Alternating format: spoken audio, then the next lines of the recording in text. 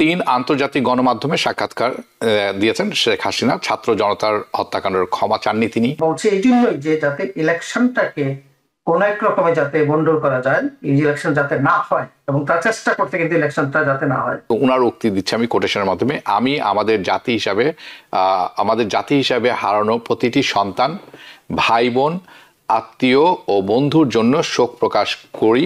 আমাদের দেশে ৭২ থেকে যতজন শাসন করেছেন তাদের কি কখনো দেখেছেন আত্মসমালোচনায় নিজেদের দোষ স্বীকার করে নিতে? কখনই করে, কেউই করে। উনি বলেছেন যে সহিংসতা ঘটেছে মাঠ পর্যায়ে থাকা কর্মকর্তাদের সিদ্ধান্তে, সরকারের সিদ্ধান্তে নয়। ক্ষমা চাইতে অস্বীকার করা, শেখ হাসিনার কথা বলছি। নিজের বিচার প্রসঙ্গে উনি কি বলেছেন?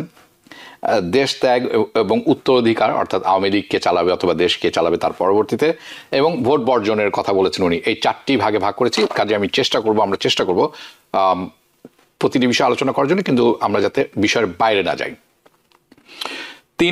তিন আন্তর্জাতিক গণমাধ্যমে সাক্ষাৎকার দিয়েছেন শেখ হাসিনা। ছাত্র জনতার হত্যাকাণ্ডের ক্ষমা চাননি তিনি।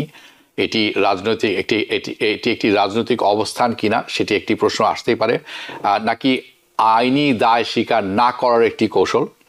তো ক্ষমা চাইতে অস্বীকার করার প্রসঙ্গটি আমি আপনার কাছে আসছি। দ্য ইন্ডিপেন্ডেন্ট তাদের সাক্ষাৎকার ভিত্তিক প্রতিবেদনে বলেছে যে 15 বছরেরও বেশি সময় কঠোরভাবে দেশ শাসন করেন শেখ হাসিনা। এখন উনি ভারতে নির্বাসনে আছেন, এটি সবাই জানেন।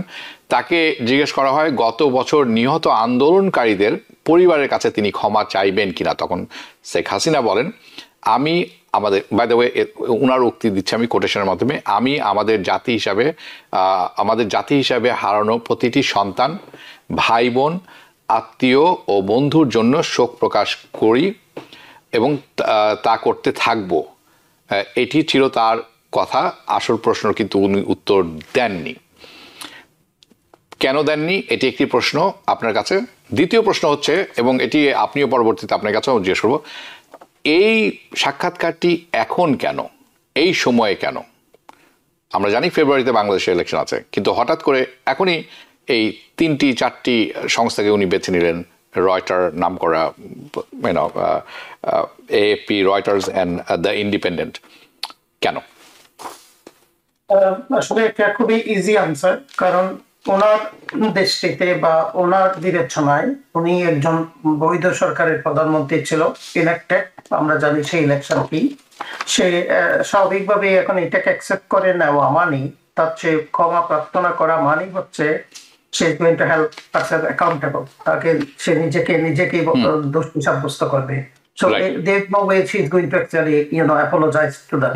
এবং সে মনে করে 15 বছরে উন্নয়নের জোয়ার সে দেশের জন্য এত কিছু করেছেন, তার সময়ে অনেক কিছু হয়েছে, আমরা জানি বিভিন্ন ধরনের সিম্বলিক যে উন্নয়ন গুলোর কথা বলে। সুতরাং সে এত কিছু করেছে, তার মতো একটা বৈধ সরকারকে এরা এইভাবে উৎখাত করে ফেললো, সুতরাং তারাই দোষী, আমি দোষী না। এবং তাকে যদি সেটাকে কন্ট্রোল করার জন্য সে যা করেছে এবং মেরেছেন, সেটা কিন্তু সে এটা অন্যায়ভাবে দেখছেন না, সেটা মনে করছে এটা আমার দায়িত্ব ছিল, এবং এটা এখন অ্যাপোলোজাইজ করা মানে হচ্ছে সেটাকে অ্যাকসেপ্ট করে নেওয়া, অর্থাৎ সে দোষী করে নেওয়া নিজেকে। So that's very clear answer.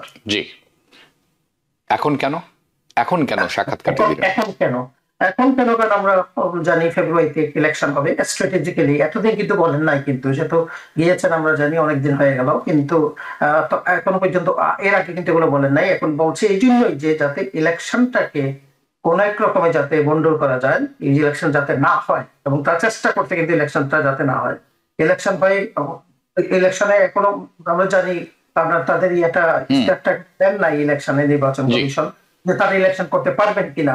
Okay, so এখনো চেষ্টা করতে তারা যাতে ইলেকশন না হয়। সো আপনি মনে করছেন যে ইলেকশন যাতে সুষ্ঠু মতো সম্পন্ন না হয়, তার যে আমরা সরকার থেকে, উপদেষ্টা সরকার থেকে শুনেছি যে ইলেকশনের উপর একটি হুমকি আসতে পারে, এই আশঙ্কা আপনিও শঙ্কা করছেন, এই আশঙ্কাটি আপনি প্রকাশ করছেন, কাজে এটি একটি ব্যাপার। ওকে, আমি যাব উনার নিজের বিচার প্রসঙ্গে। প্রশ্ন করা হয়েছিল, এটি রেজা সাহেব আপনার কাছে আমি যাচ্ছি। শেখ হাসিনার দাবি করেছেন ছাত্র আন্দোলনের সময় যে 1400 মৃত্যুর সংখ্যাটি এটি অতিরঞ্জিত। তার ভাষায়, এবং আবারও তার কথা আমি কোট করছি, এই সংখ্যা ট্রাইব্যুনালের প্রচারণার কাজে লাগে কিন্তু বাস্তবে তা বাড়িয়ে বলা। কোটেশন শেষ। ইন্ডিপেন্ডেন্ট প্রতিবেদন লিখেছে যে আদালতে এমন অডিও রেকর্ডিং আছে যেটি বাজানো হয়েছে, সেখানে হাসিনাকে বলতে শোনা যায় যে তিনি বিক্ষোভকারীদের উপর বিরুদ্ধে প্রাণঘাতী অস্ত্র ব্যবহার করতে বলেছেন। তবে শেখ হাসিনা দাবি করেছেন যে এই রেকর্ডিংগুলো আসলে প্রসঙ্গের বাইরে নেয়া, কেটে কেটে বিকৃত করা হয়েছে। এবং উনি বলেছেন যে সহিংসতা ঘটেছে মাঠ পর্যায়ে থাকা কর্মকর্তাদের সিদ্ধান্তে, সরকারের সিদ্ধান্তে নয় বা সরকারের আদেশে নয়। আপনার কাছে শুনবো। হাবিব, ধন্যবাদ। এমন একটা সেন্সিটিভ প্রশ্ন এবং এত নির্দিষ্ট সময় আপনার এই শেখ হাসিনার প্রশ্নের উত্তরের কোনো বিশ্লেষণ দেওয়া খুব কঠিন। খুব সংক্ষেপে দেওয়া যায়, আমি সংক্ষেপে দিচ্ছি কারণ আপনারও সময় কম। সেটা হচ্ছে যে প্রথমত শেখ হাসিনার শাসন আমলে আপনি কখনো কি দেখেছেন, শুধু শেখ হাসিনা কেন বলবো, আমাদের দেশে 72 থেকে যতজন শাসন করেছেন তাদের কি কখনো দেখেছেন আত্মসমালোচনায় নিজেদের দোষ স্বীকার করে নিতে? কখনোই করে, কেউই করে। একটা দিক। দ্বিতীয় দিক হচ্ছে আমরা কখনোই আমাদের নিজের যে শেখ হাসিনা যে সবসময় বলেন আমার কি দোষ, আমি এটা করেছি সেটা করেছি, এটা ভেঙে ওটা করেছি, ওটা করে এটা ভেঙেছি, আমার কি, আমাকে কেন? যে নিজে জানেনই না, আপনি যদি নাই জানেন দেশের একজন প্রধান শাসন কর্তা বা কর্তৃ হিসাবে যে আপনার দোষটা কি, তাহলে আপনি তাকে দোষ দেখাবেন কিভাবে? ঘুমায় ঘুমায় আপনি যদি জেগে জেগে ঘুমান তা আপনাকে ঘুমানো যাবে।